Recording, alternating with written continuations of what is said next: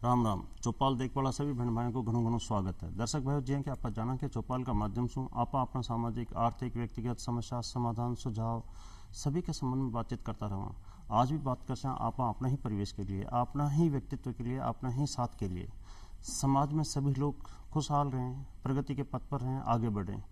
लेकिन देव योग से या कृत्रिम कारणों से या मानवीय कारणों से कोई भी एक महामासु ही एक आदमी थोड़ा सा पाछे रह जाए, कोई भी कारण हो सके, लेकिन बी की कोई भी शारीरिक परिस्थिति बिना महसूस थोड़ी सी पिछड़ापन की तरफ धकेल दे।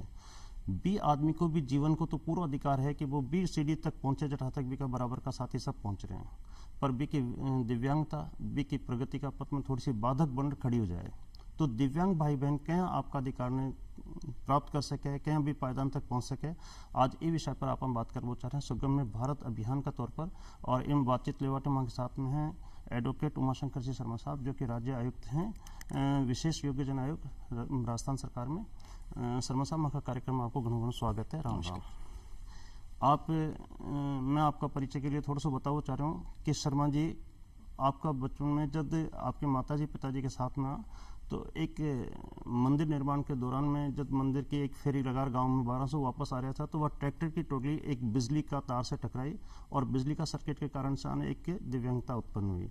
बिकी बहुत सारी पीड़ा खुद भुगती है, तो जाने हैं कि एक दिव्यांग भाई बहन की परिस्थिति में कतई पीड़ा वह सके। और आज आप बिकी केयर टेकिंग के लिए राजस्थान सरकार का उच्चस्थ पद पर बैठ करके वहाँ की केयर टेकिंग करें। तो शर्मा साहब, ये भावना जो आपने बीच में है और आप जी के लिए आज कृत संकल्प है कि मैं एक दिव्यांग भाई बहन की सेवा कर सकूं, तो सबसे पहला सवाल मेरा उठासे शुरू है कि दिव्यांगता कई चीज है और एक एक पीड़ा कतरी गहरी है। देखो, जो आपका प्रश्न है वह विशेष योग्यजनों को लेकर जो आपने पीड़ा की बात की, या विशेष योग्यजन क्या है, कौन है जी।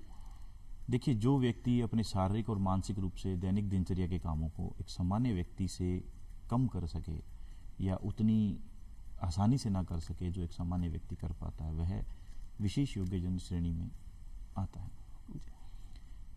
अब रही पीड़ा की बात, देखिए, जब आप जिन कार्यों को आपको बहुत त्वरित गति से कर देना चाहिए था उनको आप बड़े समय लेकर कर पाते हैं, जो संसाधन आपको चाहिए वो संसाधन आपको नहीं मिल पाते हैं, जिनके कारण आपके जो सपने होते हैं, जिनको आप जीवन में देखते हैं, आगे बढ़ना चाहते हैं, उन सब चीज़ों को नहीं कर पाए, तो वह एक पीड़ा का ही कारण है।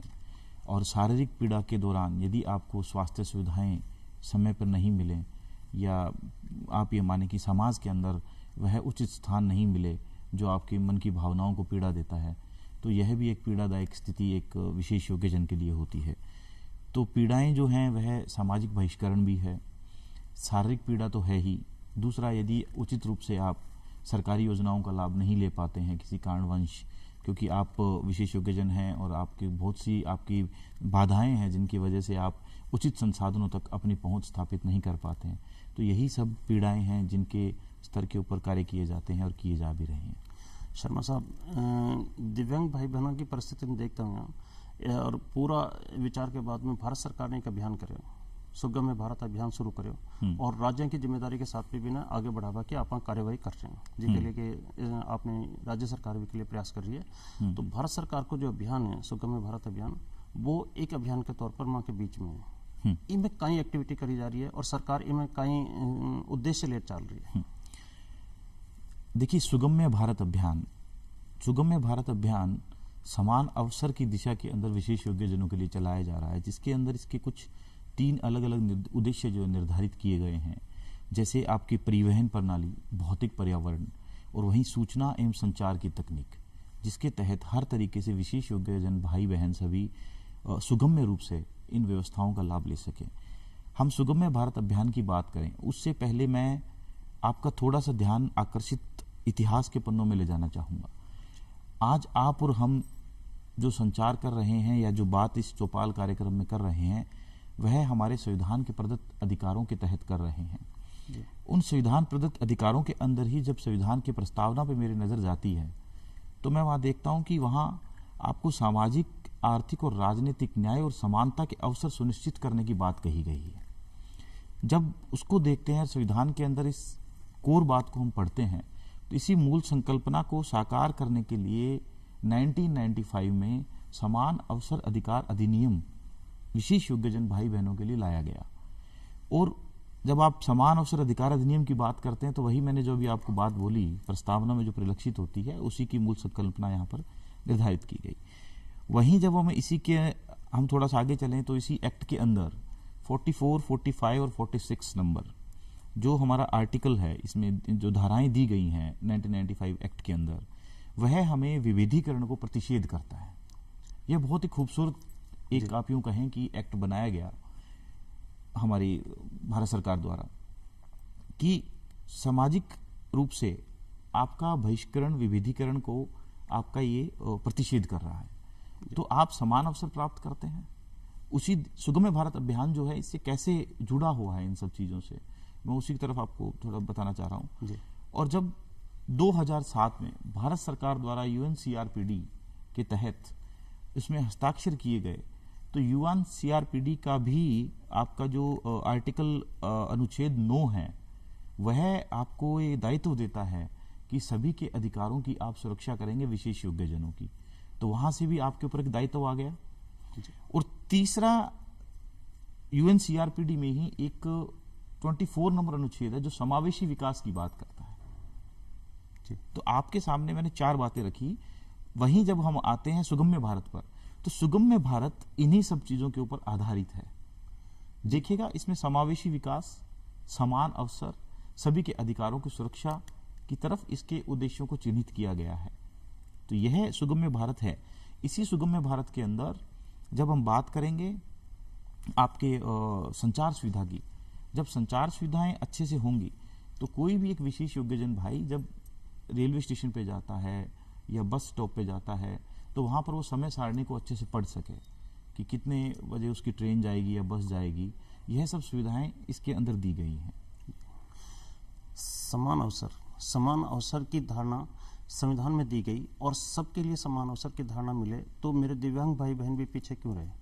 ये जिम्मेदारी ने अंतर्राष्ट्रीय स्तर पर भी विश्व स्वास्थ्य संगठन के तरीके से देखी गई और आज जिम्मेदारी भारत सरकार ने मिली कि सबसे बड़ा देश और सबसे बड़ा लोकतांत्रिक देश होगा की जिम्मेदारी के कारण से बात पर भी जोर दिया गया कि 18 का दिव्यांग भाई बहन जी की संख्या जनसंख्या का अनुपात के तरीका से ज्यादा वैसे क्या तो बी की देखभाल करवा की जिम्मेदारी भारत सरकार की बतरी ज्यादा है। भारत सरकार का इलेक्शन है ये सुगम्य भारत अभियान के तरह देखे गए जिसके अंदर के अपना 3-4 तरीका का ये अपना लक्ष्य उद्देश्य आपने तय करके।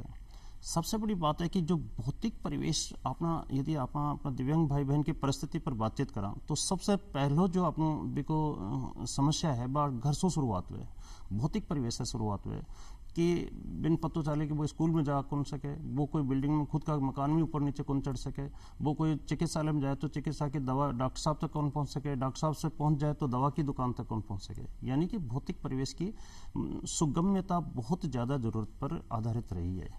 एक चीज़ के लिए आप भौतिक परिवेश ने सुधार के लिए एक एक्सेसिबिलिटी भी की, इजी एक्सेसिबिलिटी यानी सुगम्यता बनावट आप कहीं प्रयास कर रहे हैं। देखिए भौतिक वातावरण जो है, भौतिक वातावरण का संबंध यहाँ पर स्कूल, कॉलेज, महाविद्यालय, अस्पताल, सरकारी भवन, निजी भवन, मॉल्स, सिनेमा हॉल सभी इसके अंदर आ जाते हैं जी। तो इस भौतिक पर्यावरण के अंदर जब तक एक विशेष योग्यजन व्यक्ति आ जा नहीं सकेगा तो मतलब वह सुगम्य नहीं है जी।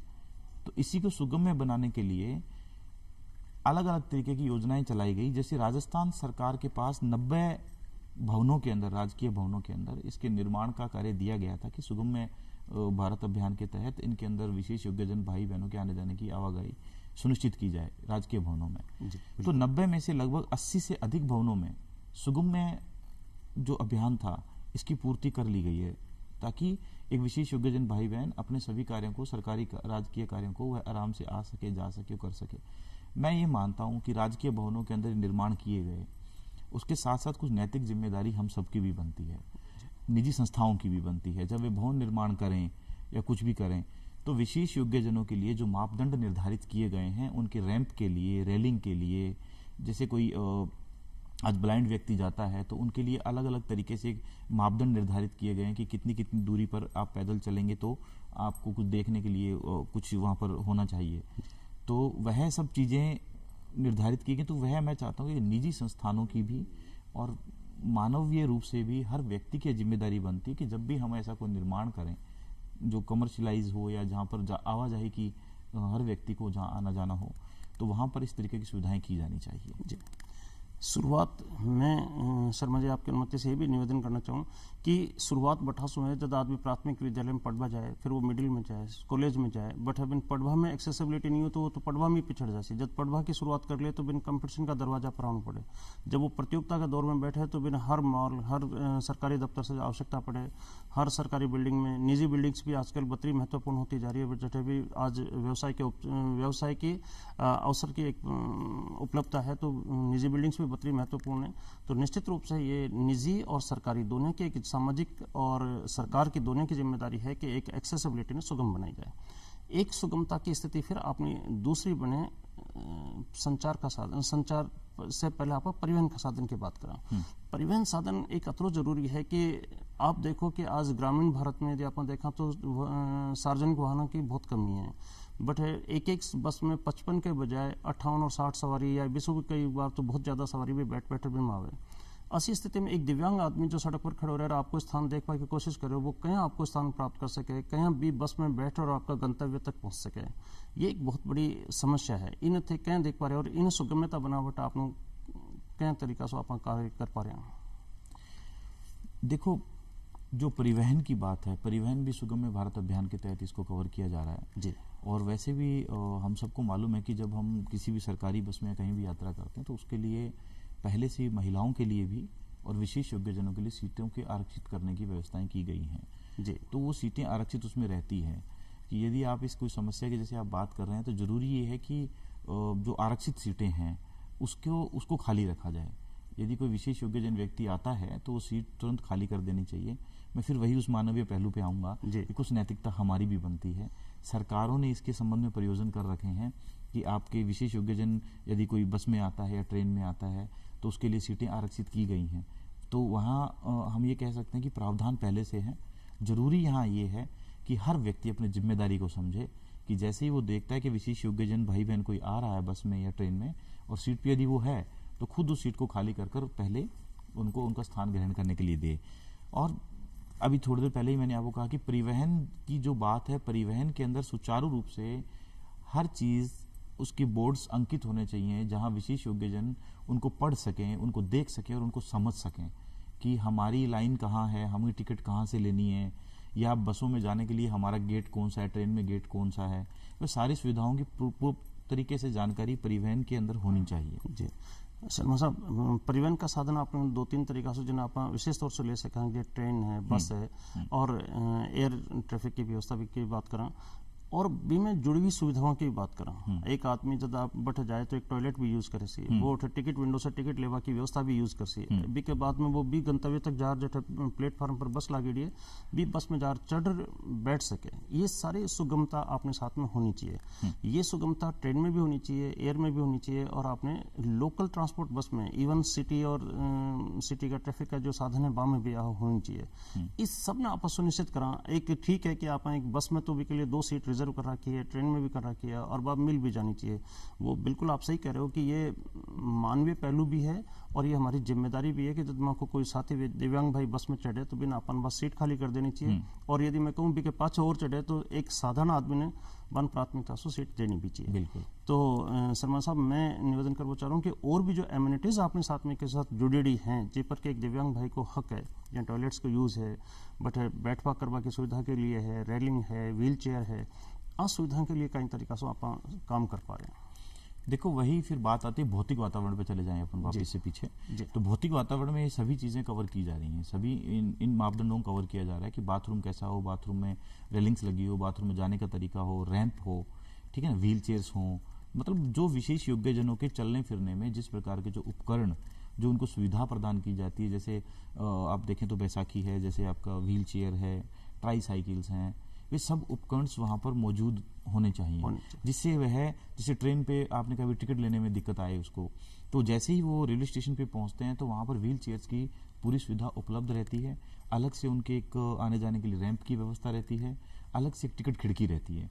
तो वही बात मैं कहना चाह रहा था कि जब ये सारी सुविधाएं हैं तो वह सांकेतिक रूप से वहाँ होना चाहिए कि ये इनके लिए बना है, जी। विशेष योग्यजन भाई बहनों के लिए इसको बनाया गया है और वो इस सुविधा के माध्यम से टिकट खिड़की से टिकट ले सकता है, इस सुविधा के माध्यम से वो ट्रेन के अंदर बैठ सकता है।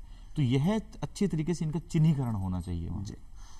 यदि एक सारी सुविधाएं अपन जो अपन देबो चाह रहे हैं वह देखनी भी चाहिए और वह काम में भी आनी चाहिए, ये आपने जिम्मेदारी है। और आप अपन बना रखा बम कोई तकलीफ है तो जो आपने से योगदान वैसे के वो भी दे रखा, और जो दिव्यांग भाई बहन के लिए सुविधा आपनी है वह सुरक्षित रहे, वे के लिए उपलब्ध रहे, ये अपनी भी जिम्मेदारी और सरकार की भी जिम्मेदारी है।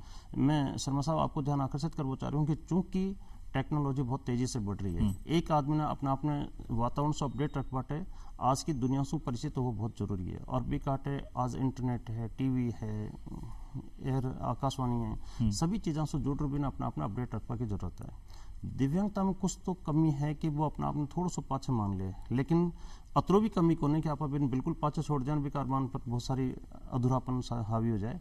तो आज की संचार प्रणाली जेके अंदर दिव्यांग भाई बहन अपनी महत्वाकांक्षा ने पूरी करवाटे अपडेट रह सके, बी संचार प्रणाली ने दिव्यांग की सुविधा के लिए आप क्या अपडेट कर पा रहे हैं, क्या अकोमोडेट कर पा रहे हैं, बिन क्या इजी एक्सेसिबल कर पा रहे हैं।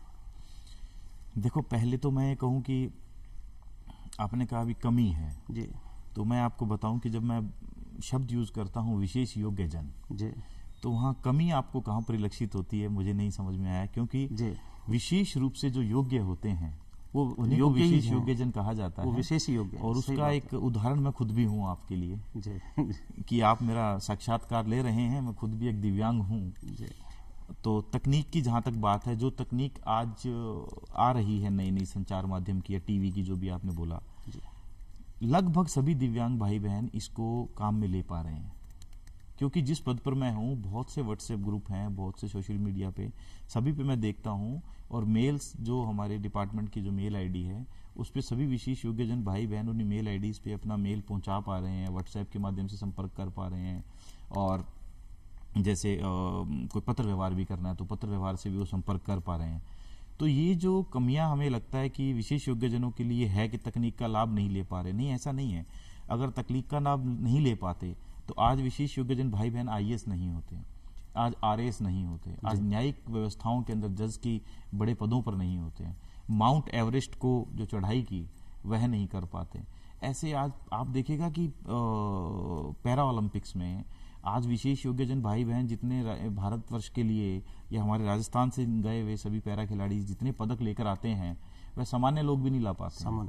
कितने पदक हमारे यहाँ से कांस्य, रजत, स्वर्ण सभी पदक हमारे आज पैरा खिलाड़ी लेकर आ रहे हैं। ये बड़ी गौरवान्वित करने वाली बात है और ये सबके लिए एक उदाहरण का मैं मानता हूँ कि विषय है कि सभी को देखना चाहिए इनकी तरह कि विशेष रूप से योग्य हैं, ये विशेष योग्य है और विशेष प्रेरणा भी है, विशेष प्रेरणादायक है। जी, बिल्कुल सही बात करें कि हमारे विशेष योग्यजन भाई हैं वो हमारे पर बोझ नहीं, हमारा प्रेरणा स्रोत हैं, हमें एक मार्गदर्शक भी हैं। और उनकी मेहनत करने के तरीके से हम जो सबलता का जो परचम लिए घूम जरूरत रहे हैं, सिर्फ इतनी है कि आप उनको एक प्लेटफॉर्म दे पाएं, प्लेटफॉर्म। बस आप उनको सिर्फ प्लेटफॉर्म दें, बाकी खुद ब खुद कर लेंगे।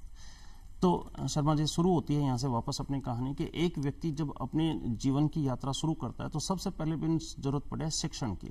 और शिक्षण का पायदान पर एक दिव्यांग भाई बहन की जो भी विशेष आवश्यकता को दायरा है और जो सामान्य व्यक्ति ने पढ़ावा को तरीका है बी के अंदर भी शिक्षण कई तरीका से उपलब्ध कराया जा सके और कई तरीका से भी शिक्षा प्रदान करी जा सके। इन कोई भेदभाव है या भेदभाव नहीं है, और इन कोई यदि है तो भी दिव्यांग तक भी इजी तरीका से कहीं पहुंचा सके। देखो, विशेष योग्यजन भाई बहनों को लेकर किसी भी प्रकार का कोई भेदभाव नहीं है कि शैक्षणिक व्यवस्थाओं में कोई भेदभाव किया गया हो, क्योंकि लगभग 18 साल की उम्र में मैं एक्सीडेंट से, निशक्तता से ग्रस्त हुआ था और उसके बाद मैंने ग्रेजुएशन भी किया, मेरा आईएएस की तैयारी भी की, मैंने अधिवक्ता भी मैं बना, तो मुझे कोई ऐसी बाधा इसमें नहीं आई थी। और बहुत से मैं ऐसे लोगों को जानता हूं जो मैंने आपको बताया उच्च पदों पर बैठे हैं। तो अगर ऐसा विभेदीकरण होता शिक्षा को लेकर तो शायद लोग कामयाब नहीं हो पाते और इस क्षेत्र में आगे नहीं बढ़ पाते। फिर भी जो बहुत ज़्यादा जो लोग बिल्कुल स्कूल में नहीं जा सकते उनके लिए भी सरकारों ने जो एमआर विद्यालयों की व्यवस्था की है, सभी सरकारें इसके लिए व्यवस्थाएं करती हैं। जो बच्चे होते हैं जो मानसिक विमंदता से ग्रसित हैं उनको भी शैक्षणिक शिक्षा देने के लिए विशेष अध्यापकों की नियुक्ति के माध्यम से सरकार जो है वो उनको स्कूलों में दाखिला देकर उनको पढ़ाकर उनको स्वावलंबी बनाने की दिशा में कार्य करती है। एक शर्मा साहब, एक मेरा महत्वपूर्ण सवाल और भी है कि दिव्यांग होता ही सामाजिक एक बहिष्करण की आप शुरू से बात करता रहे हैं। एक मानसिक रूप से समाज विकलांग है, मैं कहता हूँ समाज विकलांग है, जो दिव्यांग भाई बहन के प्रति एक सोचना अधूरी रखे। आप जैसे ही थोड़ी सी कोई कमी होती है तो हमारे समाज में सबसे पहले तो कोई ब्याह शादी की बात करा तो भी दिव्यांग को नंबर सेकंड कैटेगरी पर ले बन, तो एक साफ सुथरो फुटरो लड़को चाहे जी का शादी कर सके, या एक फुटरी लड़की चाहे जी के साथ शादी कर सके। एक शादी विवाह की अवस्था में भी जो भेदभाव का साथी दिव्यांग भाई बहन के साथ में भी के लिए आपको कहीं करना इस समाज की जिम्मेदारी के लिए, सरकार की जिम्मेदारी के लिए? देखिए, ये तो एक आप यूं कह सकते हैं कि एक व्यक्तिगत प्रश्न है जी कि कौन व्यक्ति किसके साथ शादी करता है या नहीं करता है। इस संबंध के अंदर आप और हम इसमें कुछ नहीं कर सकते ऐसा कि आपकी क्या पसंद है ना पसंद है। समाज की बहुत बड़ी जिम्मेदारी है। समाज की जिम्मेदारी है। उसके अंदर भी आप देखेंगे कि एक सुखद दाम्पत्य योजना सरकार द्वारा चलाई जा रही है, जिसके अंदर जब शादी विवाह करते हैं विशेष योग्यजन व्यक्ति तो उनको अनुदान दिया जाता है इसके लिए, ताकि प्रोत्साहित किया जाता है शादी करने के लिए अच्छे से उनको, और एक अच्छा जीवन यापन वो कर सकें। शर्मा साहब, एक और है कि जब आपने दिव्यांग भाई बहन आपने शुरुआत करे और बन कुछ एडिशनल एक सहायता की जरूरत पड़े, एक आदमी और तरीका से अफोर्ड कर पाओ, लेकिन दिव्यांग भाई बहन ने एक सहायता की जरूरत पड़े, सामाजिक सुरक्षा पेंशन और छात्रवृत्ति और पढ़वा की स्पेशल, ये सब जो प्रेरणादायक योजनाएं माँ की चल रही है वह दिव्यांग भाई बहनों के लिए कितनी उपयोगी है और आपका कटातक बंद दे पा रहे हैं?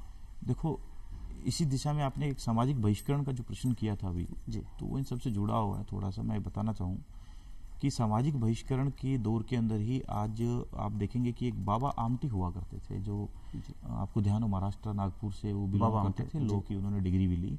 बाबा आमटे ने 35 वर्ष की आयु के अंदर एक कुष्ठ व्यक्ति को देखा, और कुष्ठ व्यक्ति को देखने के बाद एक आनंदवन नाम से एक आश्रम स्थापित किया, और वहाँ पर उन कुष्ठ व्यक्तियों की देखरेख शुरू की।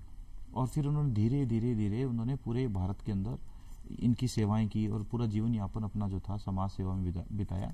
वह बाबा आमटे महात्मा गांधी, विनोबा भावे के विचारों से बड़े प्रभावित थे। और आपको थोड़ा मालूम हो तो 1942 में जब भारत छोड़ो आंदोलन चला था तो उन्होंने जो जेलों में बंद लीडर्स थे उनको निकालने के लिए वकीलों को भी संगठित किया था। तो बाबा आमटे वो थे कि जिन्होंने सामाजिक बहिष्करण को कुष्ठ रोगियों से समाज जो है उनको अडॉप्ट करे और उनकी सेवा में लगे। उसी दिशा के अंदर बाबा आमटे विश्वविद्यालय की स्थापना जामडोली में की जा रही है। जो बात आपने अभी कही मुझे शिक्षा की, ये सब चीज़ों की, रोजगार की आपने बात करी कि भाई वो किस तरीके से शिक्षित होंगे या किस प्रकार से रोजगार ले पाएंगे, तो ये जो बाबा आमटे विश्वविद्यालय है ये स्किल डेवलपमेंट पे भी ध्यान देगा और सिर्फ विशेष योग्य जनों को शिक्षित करेगा ताकि वे समाज की मुख्य धारा के अंदर जुड़ सकें। शर्मा जी, एक छोटा सा सवाल और भी मेरा कि जब आप दिव्यांग भाई बहन की जरूरत की बात करें तो बन एक चिकित्सा व्यवस्था की भी बहुत अच्छी आवश्यकता की विषय है आपके साथ में, इसके बारे में आपको कहीं कहना है कि आप कहीं सेवाएं बंद दें, कहीं तरीका से मिले और कहीं तरीका की चिकित्सा सुविधाएं बांटे स्पेशल तरीका से मैनेज करी जाए? देखो, स्पेशल तरीके से मैनेज तो ऐसा नहीं होता कि विशेष योग्यजनों के लिए स्पेशल तरीके से कुछ मैनेज किया जाए। विशेष योग्यजन भाई बहन जब हॉस्पिटल्स में जाते हैं सरकारी सुविधाओं में या कहीं भी, तो उनके लिए अलग से होता है कि हाँ उनका सर्टिफिकेट बना हुआ होता है, सर्टिफिकेट के बेस पे उनका इलाज भी किया जाता है। अभी तो आपको मालूम भी होगा कि एक योजना चल भी रही है सरकार के द्वारा जो स्वास्थ्य को लेकर है, चिरंजीव स्वास्थ्य बीमा योजना, उसके तहत 10 लाख रुपए तक का बीमा कवर भी है, निःशुल्क है वो। और वो जाएंगे तो आप ये मान के चलिए कि विशेष योग्यजनों के लिए जो प्रमाण पत्र सरकार द्वारा बनाए जाते हैं वे अपने आप में VVIP के तौर पे ही रहता है। शर्मा साहब, एक छोटा सा संदेश माँ का दिव्यांग भाई बहन के लिए, प्रेरणा के लिए, आगे उन्नति के लिए एक छोटा सा संदेश समय सीमा के साथ में, एक छोटा सा संदेश विशेष योग्यजन भाई बहनों के लिए और मैं समस्त समाज के लिए कहूँगा कि we don't have a disability, we have a different ability. जी, बहुत ही अच्छी बात कही शर्मा जी आपने कि we don't have a disability, we have a different ability. That's why we are specially abled person. इसलिए हम विशेष योग्य हैं और इस विशेष योग्यता के पायदान पर आप आगे बढ़ें, प्रगति के पथ पर चलें और आपका जीवन सुखद हो, सफल हो और आप उन्नति के पायदान पर बढ़ें। आप हमारे कार्यक्रम में आए और हमें इतनी बढ़िया सारी जानकारी दी, आपको बहुत बहुत सारा धन्यवाद। बहुत बहुत धन्यवाद आपको। अब आज की चौपाल में इस चर्चा को देते हैं विराम। नई चौपाल में नई चर्चा के साथ फिर हाजिर होंगे, तब तक लेते हैं विदा। धन्यवाद। राम राम।